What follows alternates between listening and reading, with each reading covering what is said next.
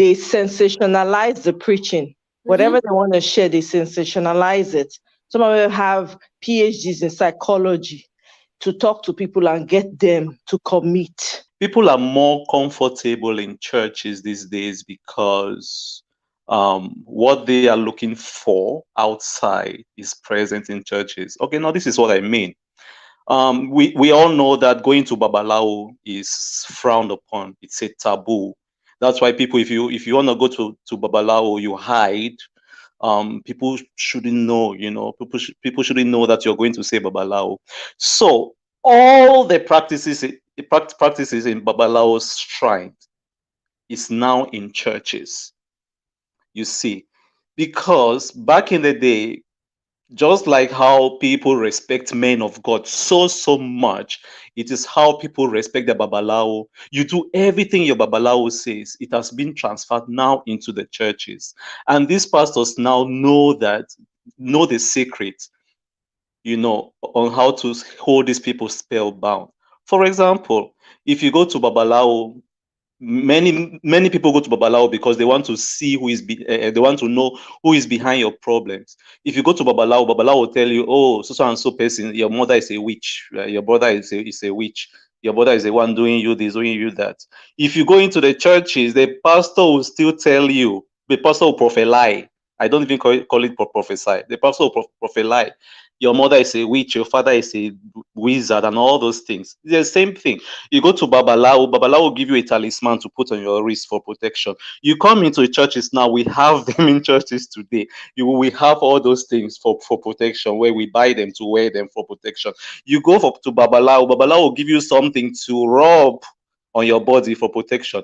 If you come into the churches, they give you anointed oil to rub in your body. You go to Babalawo, they give you something to put in your bath water, where you used to bath for protection. If you come into the churches, the pastor will give you anointed water that include it into your water to bath. You go to church to Babalawo, they'll give you something that when you're taking your bath, you'll be talking before taking your bath. You'll be talking to cast out all the people doing you so and so. If you go to see your pastor will give you something that if you're taking your shower, so all the practices that we have back in the days from a Babalawo, we have everything in churches. So the church right now, without any fear or favor, the church right now is a modern witch doctor's house.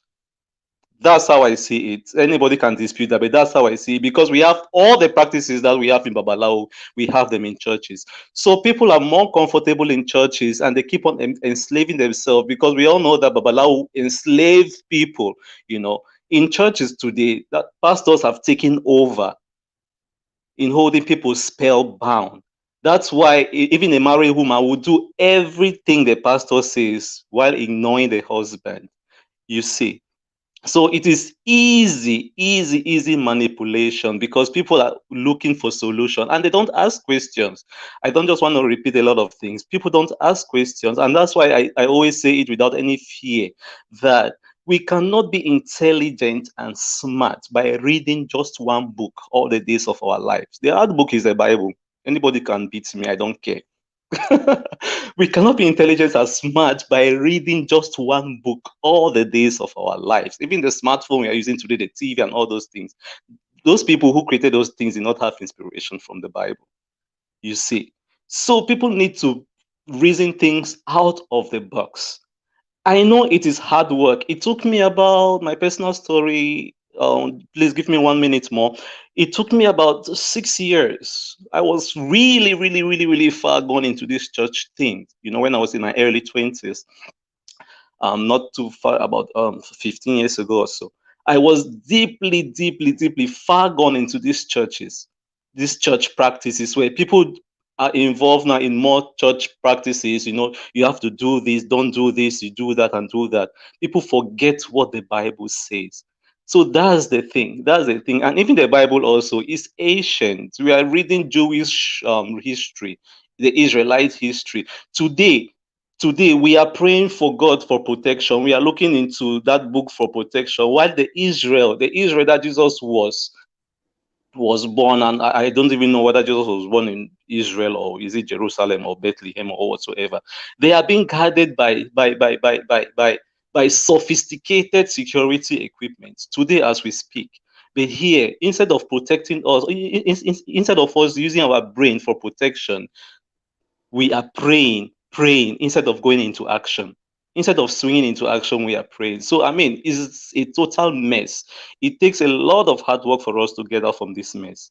On a serious note, we can do it. It takes one day at a time, one person at a time, but we can do it. Thank you very much. Religion is the double-edged sword. Religion was actually introduced to teach people good morals, to teach people kindness, to teach everyone to love thy neighbors themselves. Like that's what religion actually is. But the thing about religion is like religion comes with faith, and most times with faith is something that most of the time you cannot physically prove. It's like they tell you like you're going to heaven, but most people have never really been to heaven. We just hear certain people say they travel to heaven and come back. When people read the Bible, they forget that even when Moses instituted the law on tithing, it was purely from an economic standpoint. It was a tax system because he needed money to run the small economy of the nation that was burgeoning at the time. So that was why he instituted the law of tithing. It wasn't like God spoke to you, oh, my son Moses, I give you a commandment.